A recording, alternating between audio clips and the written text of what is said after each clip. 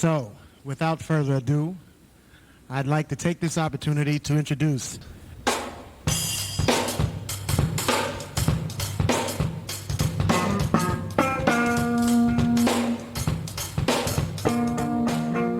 This is another in a series of live broadcasts enjoying the creative sounds of music and harmony. Hope you enjoy. Don't touch that dial.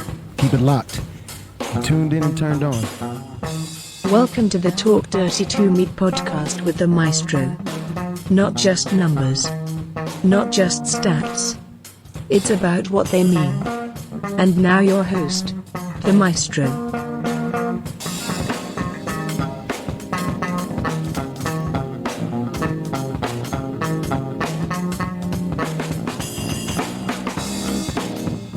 Hello, family. Welcome to our new podcast. It's our new podcast because this was everyone's idea. Thank you for pushing me into it, and thank you for making me want to make this happen. So, definitely appreciate all the input. Got to give credit where credit is due. Renzo Bryant, you were the first one to bring this up. Also to the leadership for SimWorld Hoops for not only supporting me and wanting to do this, but also encouraging me to move forward with this as quickly as we have. Thank you for the team at SimWorld Hoops that have made me feel welcome from day one. Still a rookie, still in my first year, getting that service time in, learning everything I need to learn as we move forward here and having a blast doing it, watching a lot of great talent do some work and getting a chance to see a lot of great people, a lot of great young people, a lot of great coaches, a lot of great people behind the scenes that a lot of us don't see or even hear from. It's always appreciated that people are willing to give up their time, energy, and spirit for the love of the game. And definitely, this is a game that we want to love and we all love. So let's go on and hop right into it. Let's talk about Maestro and this podcast and what we are going to do as we move forward. We're going to talk about everything.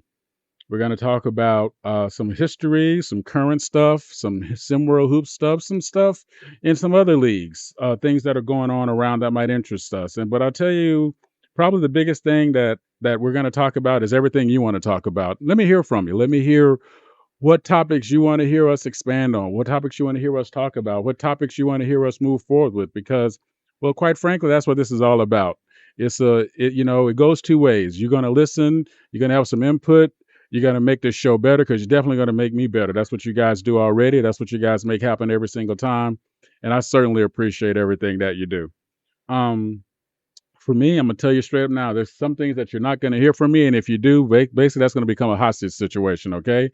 I'm never going to call for anybody's job. I just don't believe we should do that. I don't believe that is anyone's place to say someone should be fired. We don't know what else is going on behind the scene. We don't want to take money out of nobody's mouth, out of nobody's pocket. So that's just the way that is. I just don't think that's a cool thing to do. Another thing that you won't hear us do here is you're never going to hear us talk about how much somebody's getting paid, because quite frankly, that's their business. Secondly, if you want to say it's everybody else's business because they're on a team that we like or on a team that we love, I'm cool with that. I'm 100% cool with that. But understand something. Who would turn down a job that would pay you generational changing money, 20 million a year, 40 million a year, even though you're not good at the job? Anybody going to say, no, Vid, man, you know what? I'm really not getting it done. Here, take this money back. That's not going to happen.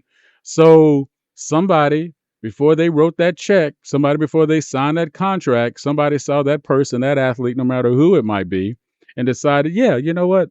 They're worth that to me, and they're worth that to what I think, what they can do for this team, and then they're going to roll with it from there. And oh, by the way, respect that. Game has to go on both sides. And for anyone else to say, well, they're getting paid too much to play that way, there's nothing wrong with doing that. But understand something. People get paid what they get paid, and that's what it is. Now, if you want to take that to another level, that's cool. We can have that conversation. But in reality of it, nobody's going to say no to a contract that they can or cannot do because, oh, man, that's too much money. Why don't you go and pay me less? All right, let's just say it. We don't live in that universe anymore. You're going to also learn something. Some of you figured this out already because you guys are so smart here in SimWorld Hoops.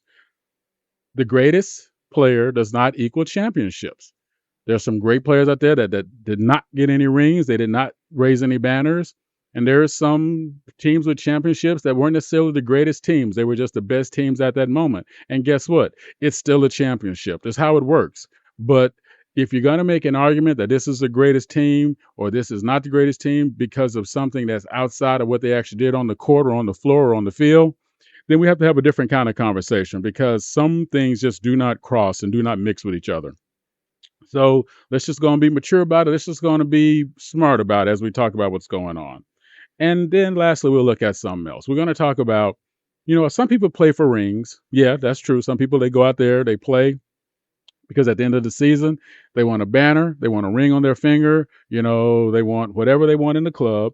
Some cats pay for rings.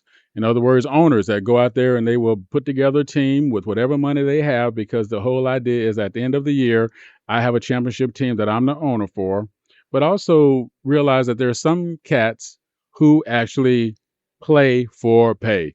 All they want is that contract. If I get the ring, I get the ring. If I don't get the ring, I don't get the ring. Now, they might talk to the game about a championship or a leadership vibe and all that other stuff, but we all know the deal. Those players, I'm playing for that check, or in some cases, not playing for that check.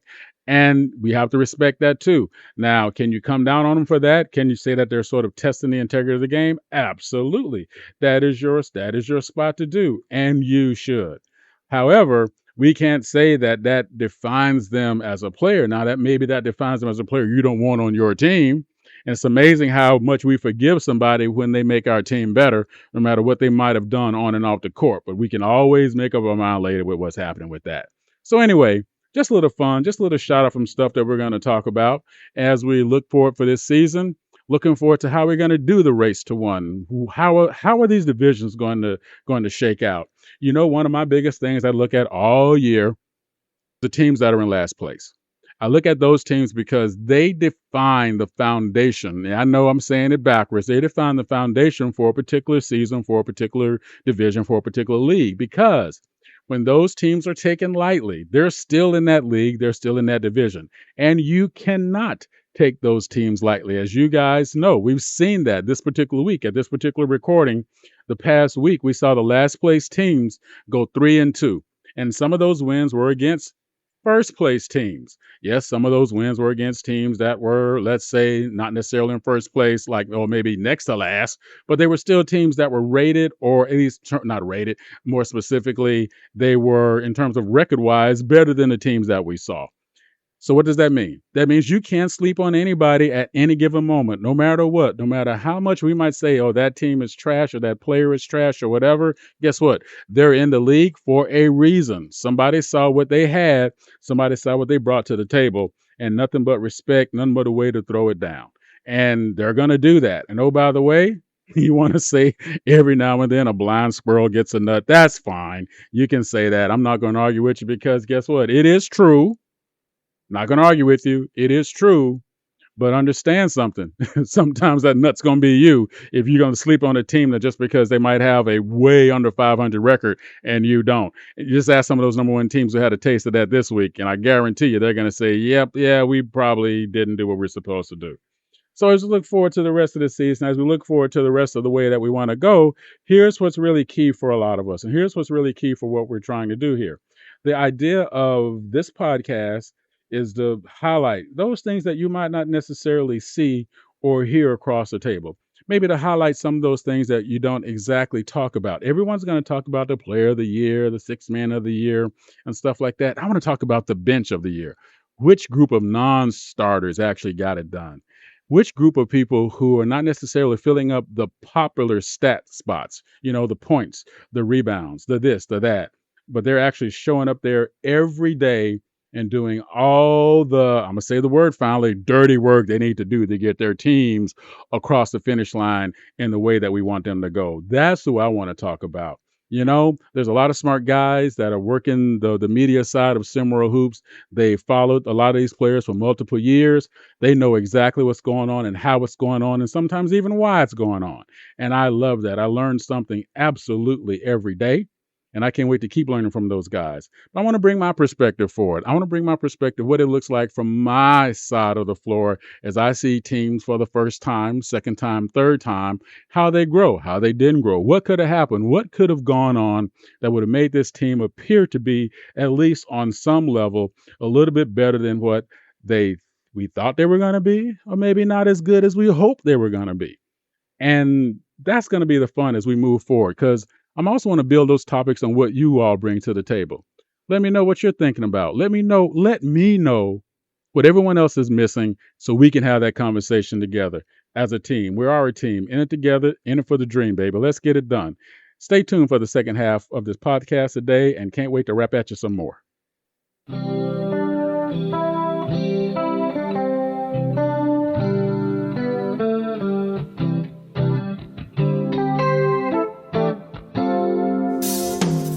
Thank you for listening to the Talk Dirty to Me podcast with the Maestro. Want to get involved? Bring it. Drop in discord.gg/SimWorld NBA. If you have the brain, join as a coach.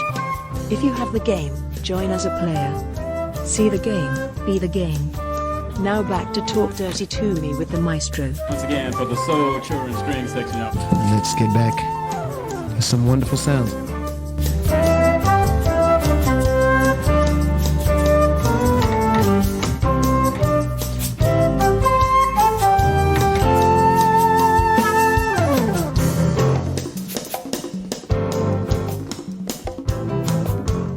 And welcome back to the Talk Dirty podcast with the Maestro, me, and I get a chance to talk and hang with you. So let's get right to a topic that a lot of you read. You've heard me talk about it. You've read me talking about it, if you can say that. And that is about one team that I have so many questions about, because I don't understand what's going on with this team that looks to me to be the kind of team that any coach would be willing to take because of what's happening with that team.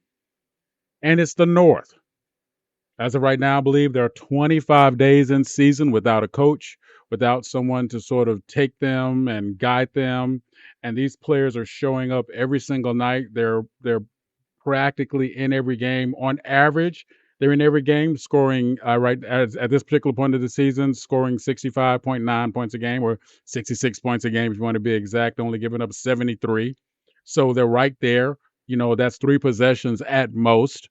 It tells me that they're not scoring at the rate they need to score when they should, and they're not getting the stops at the specific points that they need to get those stops to help make a difference. Now, that might not seem like a lot as we sort of look at the overall meaning of what these teams are doing right across the table.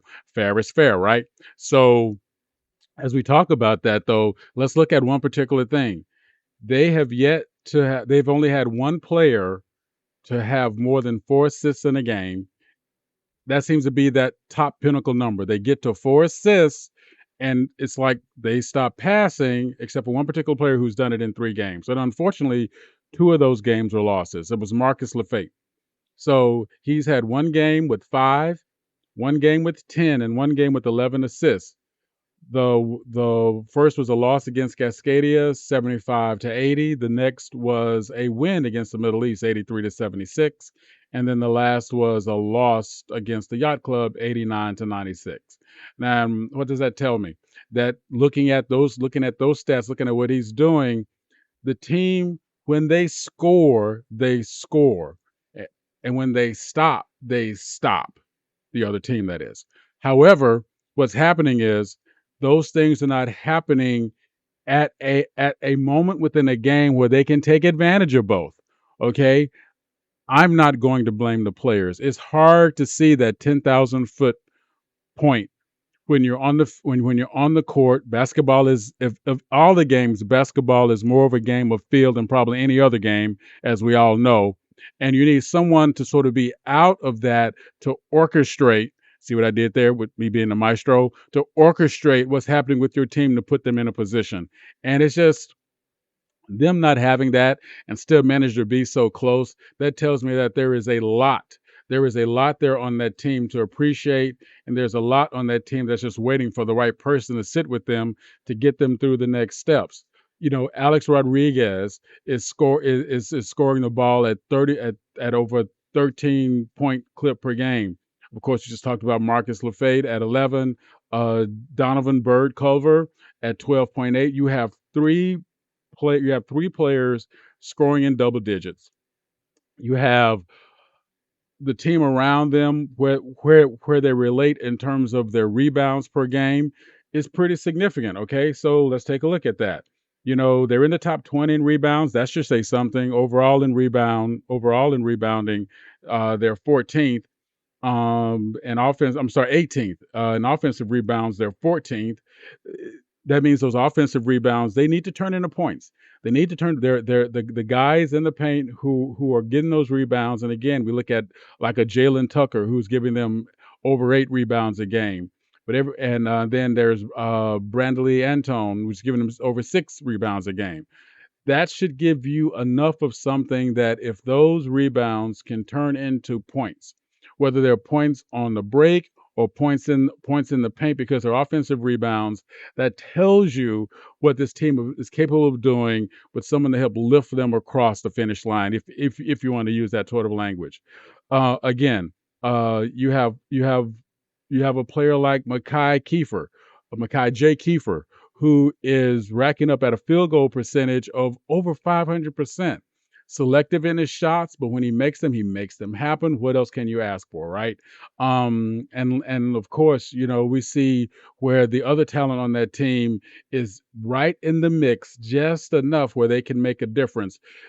A bucket here, an assist there, a charge. You saw what I did there? I like those. A charge there can make a difference between a team celebrating a win, putting a win in the column, and of course, not putting a win in the column. And that's kind of what we don't want to see happen. But that's what's happening, unfortunately, with the North right now. Hopefully, they're going to be able to turn that around at some point really soon. So the idea of this team and what they're able to do, being able to get some help for the, as a leadership help, because the team is doing all they can do. And in this unfair position, right, in terms of how they are playing, imagine what they can do with someone on the sideline, giving them that guidance, giving them that point, giving them all those things they need to have, those little extra insights. They're playing you this way. Let's run the play to the opposite side. They're doing this. Let's push the ball up here. They're doing that. Let's push the ball up there. 4 wins, 13 losses, ugly winning percentage, but look at how they're playing. That could very easily be half and half the other way. And I want to see it get half and half the other way. I want to see someone step up to take leadership of this team. If you have any idea of why that's not happening, tell me. I don't see it. It's all right there. The talent, the on-court leadership, the on-court ability.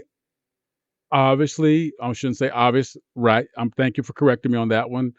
There is definitely some sort of cohesion. You don't play that well as a team without having some sort of cohesion, whatever might come around on the other side of it. But they're managing to do it. They're managing to do it with very little hassle, with very little noise. And oh, by the way, all they do is they keep their heads up and they get the job done. And I definitely want to see more of that because there's a lot of talent on that team that can benefit from some guidance and some straight up leadership and some assistance as they move forward. Again, you have, and I'll say it again. When you have athletes that are bringing it like that on their own, just imagine what they can do with guidance. So I want to thank you for listening to this first rendition, this first incarnation of the Talk Dirty to Me podcast. Again, all feedback is welcome. Drop a line. Let me know what's going on. Let me know what you like. Let me know what you don't like. Let me know what you think. Let me know what you don't think. Well, I can't let me know what you don't think. But again, I want to appreciate everyone for giving us a listen. We're going to get more of these to you on the regular. We're going to get our slots filled so I can mix in with those other great podcasts, Blaze and Takes, or the Marsh Pod, and of course, Around the Table with E Lava. I should say Around the Table with my dude, E Lava, the voice, and the fat man, my fun size boo. I got to say it like that because that's just how we're going to do it. So give me some words, man. Holla at your boy. Let's see what's up. Give a shout out to my Dirty Dirties because that's what's coming next. We're going to talk about all the Dirty Dirties throughout this season. We're going to talk about the guys who have managed to give me that Dirty Dirty stat line in multiple games, because that is super important to me, because it tells me that you're willing to do everything you need to do for your team. And for those of you who don't know what I mean when I say the dirty, you give me points, you give me steals, you give me rebounds, you give me assists, you give me blocks, you give me a charge too. Give me all of that stuff, and Nacho's on the top. So okay, here's a story I promised to finish. We pull up at the mall, right? All the team is ready. We're starving, but everything's on fire. We look up, we see the coach walking outside along with Sister Mary and Mother Hazinga, both of them eating, all three of them eating ice cream, and everybody has only one shoe. And we're like, what the?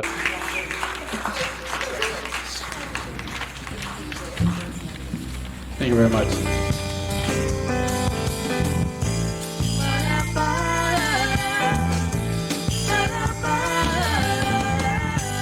Thank you again for checking out the Talk Dirty to Me podcast with the Maestro. Drop a tag below and give us a piece of your mind. See you next time and Talk Dirty to Me.